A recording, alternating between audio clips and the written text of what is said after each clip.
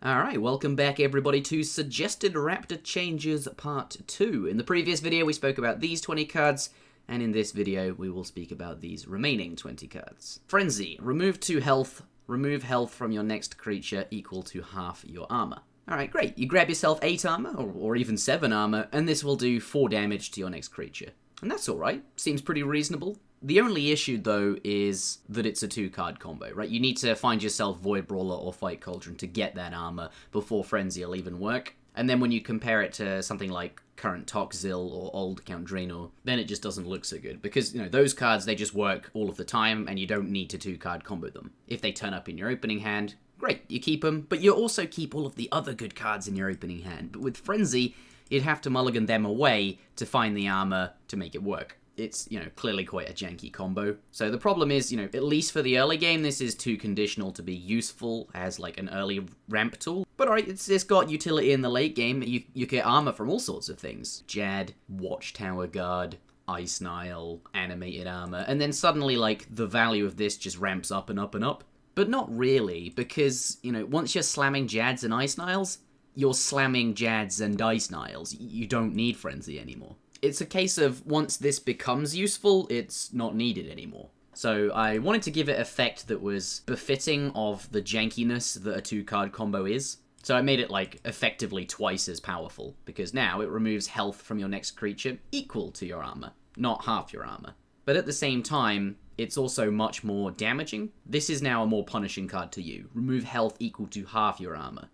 So you will always take damage. And I like how it scales, like the punishment scales with the reward as well, which I think is needed. I mean, on a card like Entangle, which, you know, removes health from your next creature equal to your hand size, that's capped at 10, because that's the maximum hand size, whereas this is uncapped. So you need some kind of scaling drawback. And I really like it. The flavor is that, you know, you're wearing lots of heavy armor, and that's, you know, the more armor you have, the more exhausting it's gonna be to go into a frenzy. But also, the more armor you have, like, the stronger the frenzy is. You're this crazy metal man flying around. Of course that's gonna do a lot of damage. And once you get, like, 25 armor, you're gonna hurt yourself. But obviously at that point in the game, something like Destroy is just the better card, because they're both basically gonna do the same thing. But obviously in the early game, you don't want to spend 6 armor. That's the kind of resource you want to stack up. So Destroy more of a late game card for once you've already stacked up a sizable portion of armor. Out of the two, though, I do think Destroy has more potential, even early game potential, because, well, Bill Rack is a thing, among other cards. I can see this being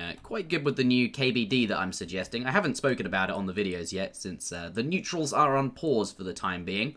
But with Destroy, it's not just Void Brawler and Fight Cauldron, but also Rock Cake, that works with Destroy, even current Ice Nile. Obviously, earlier in the previous video I suggested a different Ice Nile, but with the Ice Nile currently in the game, I mean, yeah, you'd take 14 damage from it, but then you get that 4 armor reward, plus 2 more armor, because gain armor equal to your rival's total attack. That's 6 armor overall, and that works with Destroy. And if you're killing Bilrak, your health's going to get reset to 30 anyway, so it doesn't matter. That is assuming your opponent doesn't take any damage. Currently, we don't really see very much of that, largely because I think, well, largely because it's dangerous, but also I think there's just more consistent openings, like on average, and on average is a big deal in card games. You'll also notice that Frenzy costs 1, up from 0. And I did that similarly to why Enfeeble now costs 1. For those that don't know, Enfeeble used to cost nothing, and it was just like one of the strongest ways to open the game. And I'm a bit afraid of something like, you know, Void Brawler into 0-cost Frenzy, and then Lava Dragon, or even Mithril Dragon, because then, like, you're ramping very quickly into stuff that, like, gives you lots of resources. Lava Dragon, you know, that's an insane amount of gold to get, plus the AP.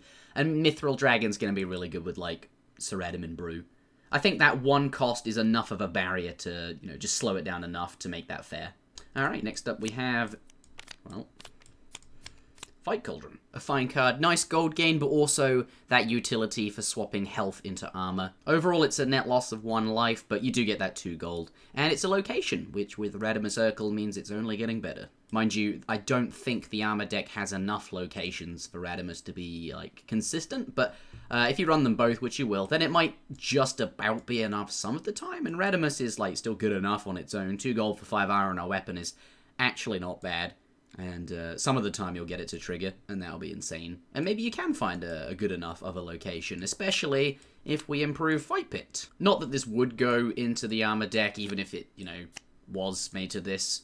I just don't know what you'd spend the gold on, but it is a location, and I think that's interesting. Everything else aside, this card just isn't very good. I mean, the effect does seem quite reasonable when you just look at it, but once you start breaking it down... Alright, so let's consider this a 2-card combo with, I don't know, Void Brawler, right? Void Brawler gives you 8 armor, and then you go into Fight Pit. So you take 8 damage, because you lose all that armor, and you gain 8 gold. 9 gold if you include this one. So that's 4.5 gold per slot, and 4 damage per slot. And that's, like, I guess marginally better than Mimic, but I don't think good enough to justify, like, doing a 2-card combo. But okay, let's make this a 3-card combo. Let's say we have 2 Void Brawlers, or maybe a Void Brawler and a Fight Cauldron, or even a Void Brawler and a Rock Cake, right? It's not that janky, well, at least for a 3-card combo. And there are other cards, like Armored Zombie. Like, there's enough armor to make this, like, a 3-card combo. But let's go with 2 Void Brawlers. Alright, so that's 16 armor, which will become 16 gold, plus 1 from this one down here. 17, right? Divided by 3 is about 5.6 gold per slot. If we're generous, we can round that up to 6 gold per slot. But it won't be, because double Void Brawler is the optimal way to get this figure. Obviously, Fight Cauldron is worth slightly less, Rock Cake even more so, and then Armored Zombie and the rest of them even worse than that. And obviously, your opponent is going to do damage to you as well. Or at least they might. But even the optimal situation is, 6 gold if we're being generous per slot. And about the same in damage as well. 5 damage for a 6 gold. This is still only marginally better than Mimic. Once you make it a 4-card combo, then, alright, we're probably getting into good numbers now. But at the same time, what the hell do you do with all that gold? And also, that's a lot of damage. So, the fix is to make it less punishing, just so that it just doesn't compare to Mimic all the time. Obviously, Mimic is not a good card, unless you absolutely need the gold, and you need it quick, like in Weapon Linzer, Miracle Ariane, stuff like that. And the deck this goes into, you won't need the gold quickly. The decks I mentioned are trying to set up a 1-turn kill and, do that fast. Whereas this deck will want to go to the final fight with lots of stats. So it's not speed, it's efficiency that this deck will be looking for. And I think it's safe to say, given the argument I just outlined, this is not efficient. So make it remove half your armor. That'll make it tremendously more efficient. And with that said, I think you do have to remove the 1 gold reward. But I can see this spawning a really cool deck. Obviously, there are gold decks where you go about, killing creatures to collect some gold to buy some stuff. But this will be the, I'm going to stack a bunch of armor, and then when I reach a critical mass of armor, I'm going to turn it all into gold. And that'll be really interesting, because in some matchups, you might not need as much gold, because, you'll probably want to keep some of the armor, and, the cards you'll want to spend the gold on will be cheaper, like Rumley Weaklax. So against aggro decks, you won't need as much gold. But against control decks, you might need a lot more gold, since Amulet of Fury, you're going to need to buy those to keep competitive. Warriors Guild, which was a card I mentioned in a previous video. Certainly this one as well, but this card here.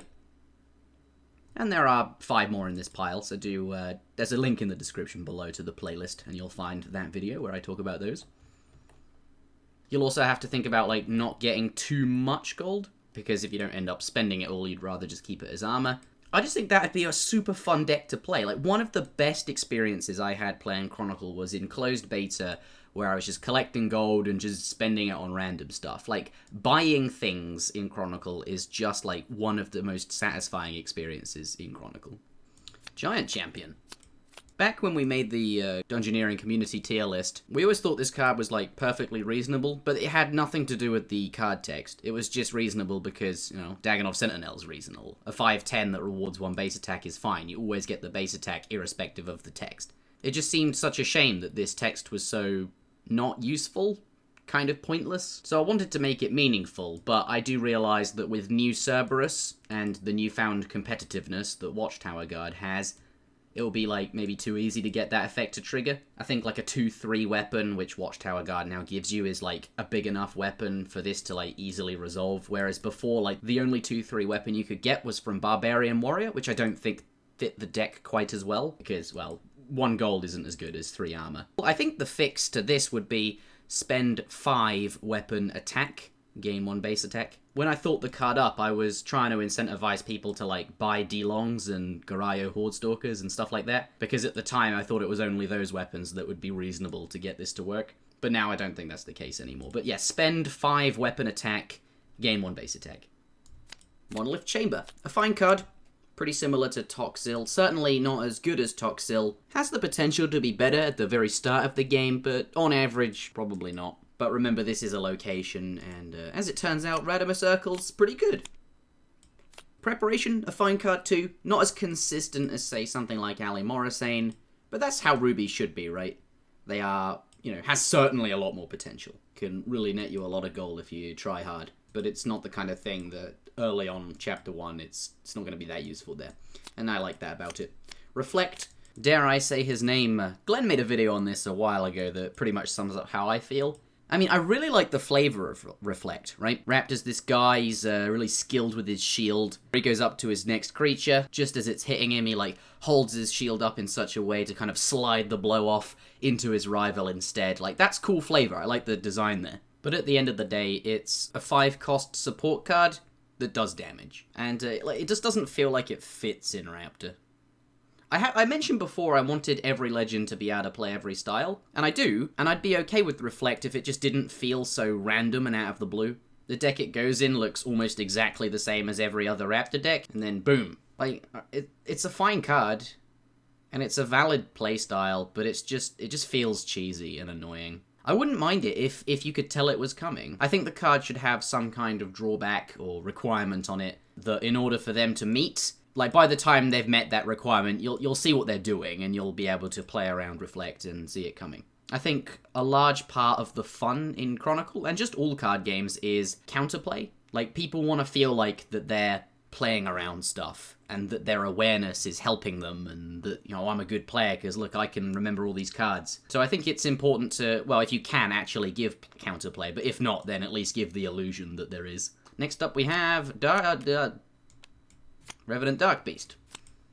That keeps happening. I need to move this pile back a bit. The reason Darkstrike Ariane is called Darkstrike Ariane is not because of any cards she has, but because of this card, Revenant Darkbeast. Back in the day, one of the first and perhaps best strike decks of all time was called Darkstrike Raptor. It was named by a player called Wolf, who invented the deck. And the reason I say it was one of the best strike decks of all time was, not only was this card better, it used to not have Exhaust, exactly how Revenant Knight is now, but it also said, draw 1 location, which it doesn't anymore, it says draw 1 potion. And the reason that's relevant is because Wilderness is a location. Duel Tournament is a location, right? Whereas the Ariane one just says draw a spell, which is, I guess you could try and draw Bind, that's cool. That fits that deck quite well. The problem is Bind's just a bit expensive, but if it were cheaper, maybe it would go in the deck. Thing is though, Wilderness is a strike, right? Or it might as well be, you're gonna kill them with it. But it wasn't the best strike deck of all time for these reasons. It was the best strike deck of all time because Virago used to give you a 5/5 weapon, plus weapon attack equal to your rival's base attack. Yes, a 5/5 weapon. The best use for that was, well, it was pretty good in the final fight, as you can imagine, but it was much better for strike decks, because you don't need your rival to have very much base attack before a Virago like that goes insane. Basically, you'd get to the point where you can kill Virago, and it used to give you a 6 armor reward as well. Yeah. Virago was pretty balanced back in the day. And we're still complaining about it. But because you got that 6 armor reward, it was okay to just kill it in 3 hits. So you get to 5 base attack, and then you 3-hit kill it. You get this enormous Virago weapon, and then you start slamming Revenant Darkbeasts for insane damage, because not only did it not say exhaust, and then you could just walk into another strike, but you didn't even need another strike, because you would draw one. The only location in your deck would be Wilderness, and you would draw that location. And then at the start of the next chapter, if you were going first, then LOL, I'm a skilled player. If you were going second, they had maybe some chance of survival, but still very, very strong. And then they obviously nerfed Virago to what it is now, and they also wrote Exhaust and removed the ability to draw a location, and the Darkstrike Raptor deck was not very good anymore. The point is, I tried to rebuild it in Ariane because she had Revenant Knight, which was basically this card, and this is my claim to fame. I like to think I was responsible for thinking up the Darkstrike Ariane. The first few iterations were awful. We were running like Unholy Curse Bearers and stuff. The deck was not very good. It's come a long way since I set off on that quest about 6 months ago now to build that deck. And now I would argue that it is the strongest mid-range deck out there. But it's called Darkstrike Ariane because of Revenant Darkbeast. And Revenant Knight was similar to this card. The point is, I think this card got hit a bit too hard. and now, like, Raptor just doesn't have a strike archetype. I think you could somewhat resurrect the deck by putting draw one location back on it. I think it was incredibly flavorful. Like, Revenants are only found in the wilderness, and then you would draw the wilderness. So that would make the card better. It wouldn't make it anywhere near as good as Rev Knight, since that does not exhaust you. And maybe Rev Knight does need exhaust written on it, or maybe it's the temporary tag that's the problem. Regardless, slam. This looks like it should be a good card. I mean, it's only 3 damage away from being Death Lotus Assassin, and it's a gold cheaper, and you get to remove 4 weapon durability as well.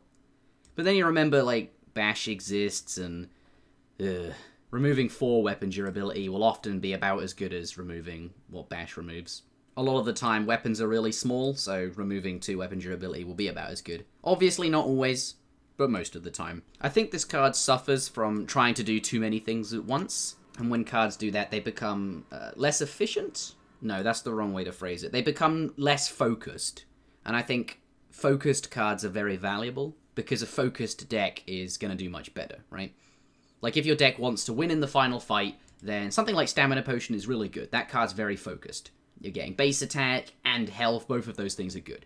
But if you're running an aggro deck, Stamina Potion would be, well, either just a really expensive heal, like, there are far cheaper ways to heal, or it's really expensive base attack. You might as well run Nastroth. Both the effects have to be meaningful, and it's not the case that both of these effects are not meaningful. Clearly, both of these effects work very well in an aggro deck. But this card is trying to be hard weapon removal as well as damage. The card would be a lot better if it was soft weapon removal and damage, because, you know, you reduce this from 4 weapon attack to, I don't know, 2, maybe 3, maybe 1, I don't know, just less than 4, and then increase the damage and keep the price the same. This card gets a lot better. I didn't suggest a change, though, because, well, Bash already exists, and if you do what I just said, this will become effectively just upgraded Bash. I think this card's fine in Dungeoneering, right? But also, and I'm not suggesting this, but I do want to point it out, Raptor and Morvaran are the only 2 legends currently that do not have a way to reduce their rival's base attack. They don't have a class-specific card to do it. Like, imagine if this card, in addition to what it already does, reduced both legends' base attack by 1. Maybe that would be a bit strong. Maybe you have to reduce some of the damage and some of the weapon durability. Or maybe just cut the weapon durability. I don't know. I've just literally thought this up the top of my head. Probably didn't need that much discussion, but either way, Tok Harket. This is a fine card. I think even current Armor Raptor in current Chronicle flirts with the idea of running this. Or at least I did. I ran 1, and this was back when Dagannoth Sentinel gave you 5 life, and Ogre Warlord just wasn't as popular at all, so you could get away with playing Armor Raptor. And that was the deck I ran in Season 1. The very first season, I was at the top of the ladder for quite a long time, and I was just playing Armor Raptor, and I'd only play a game every 3 days or so nobody had, the tech card. I imagine they played a game against me and then put it in afterwards, but that's the problem with decks like that, with such, big hard counters. Even if they're not in the meta, you can't play very many games with the deck you just spent ages building, because people will just put the hard counters in. You might get away with 1 game, but yeah. Anyway, Tok Harket was quite good against all of the other control decks. It kind of sucked against aggro, but that's why I only ran 1. With this, you'd get to the point in the game where you could 2-hit kill it, or maybe even 3-hit kill it, and that was a fine investment, because that 2 extra base attack is going to net you so much extra damage in the final fight. And if you didn't need the extra base attack, obviously you wouldn't play this card. But I think with the Frenzy that I'm suggesting, obviously you'll need a gold to do this, but you play something like Void Brawler, you get 8 armor, and then Frenzy, you deal 8 damage to the Tok Harket, and then you walk up to it, and you do the last 2 damage because you're on 2 base attack. You 1-hit kill it. Then you spend 4 armor, which of course you'll still have, because Frenzy does damage to your life, not your armor, and then you get yourself 2 base attack, and that's going to be some insane ramp. So I think you have to be very careful in a world where My Frenzy exists. I think you'd just make this aggressive, also maybe make it a slightly healthier creature, and maybe it could spend a bit more armor. Maybe all 3 of them? Maybe just 1 of them? I don't know, I haven't playtested it. The reason I haven't suggested any changes here, normally I have something I thought through, but I only noticed this issue when I was playtesting Armor Raptor, when I was making the Armor Destruction cards video. It only occurred to me then, so I don't have a thought-through suggestion just yet, but maybe I will come back with one later. Moving on to Tok Ketem. Wow, I did it twice. A fine card, definitely quite a good card. This was always quite highly rated on our Dungeoneering community tier list. Didn't see as much play in Constructed, and there is some interesting synergy with that giant champion that I suggested.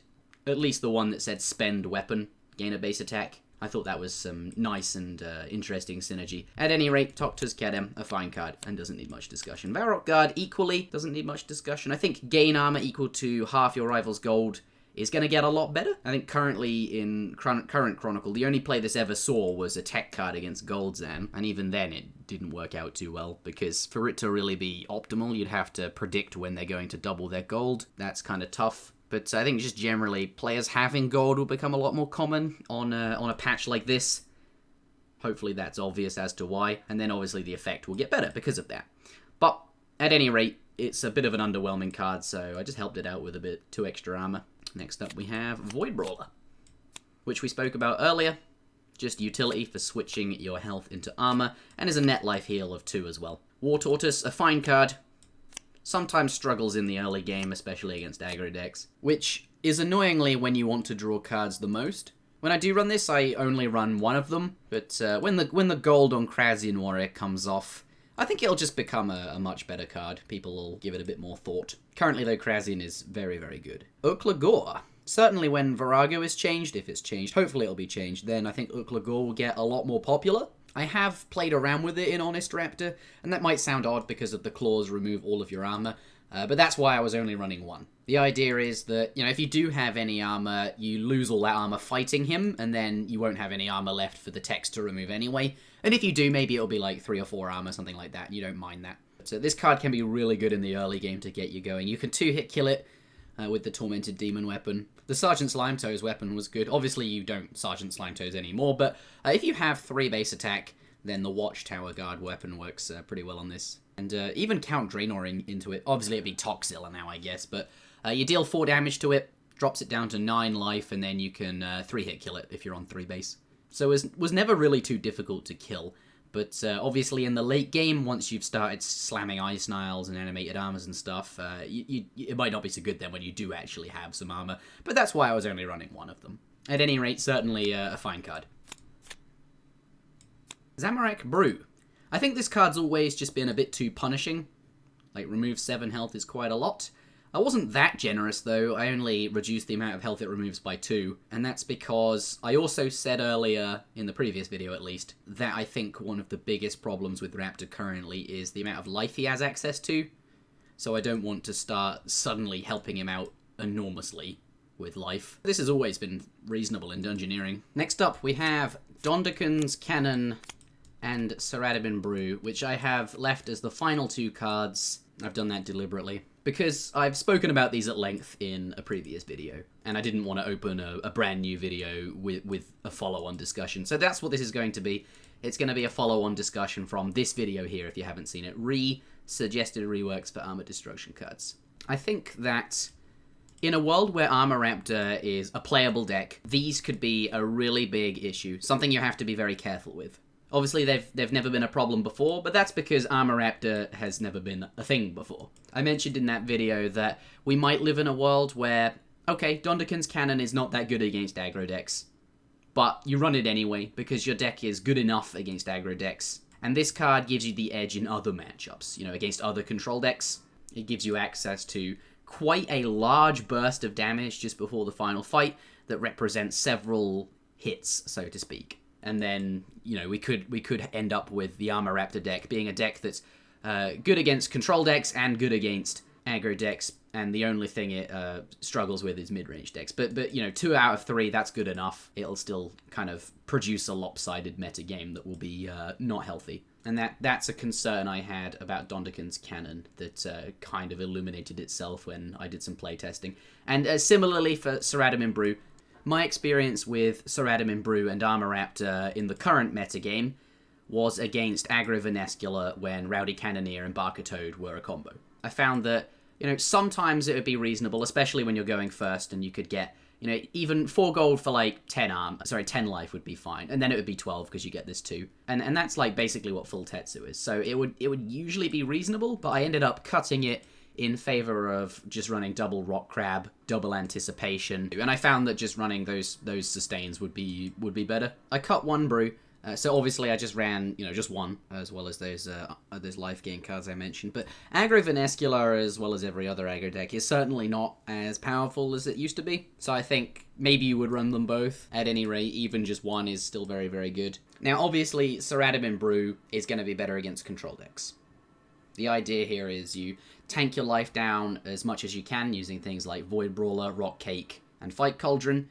Ideally, you get your life down to about 1, and whilst you're mortal, hopefully you get full Darox and Certification up. But then after that, you then Ceradamin Brew back up, and this can represent a 29 life value for 4 gold, which is absurd. That's crazy. And if you can do it twice, which is what you were aiming to do, then you could get a lot of armor that way. The idea is to just, trade off all your life into armor, but you're not really trading your life because you're going to get it all back. So you're just, gaining very large amounts of armor from Void Brawlers and stuff like that. And it makes me nervous because, people can still run Green Dragon and other, counter armor cards, but I think it's not going to be uncommon for fully optimized decks being piloted by people who know what they're doing to get 70 armor, something like that in most games. And then going into the final fight with 30 life as well, then, you don't even need that much base attack.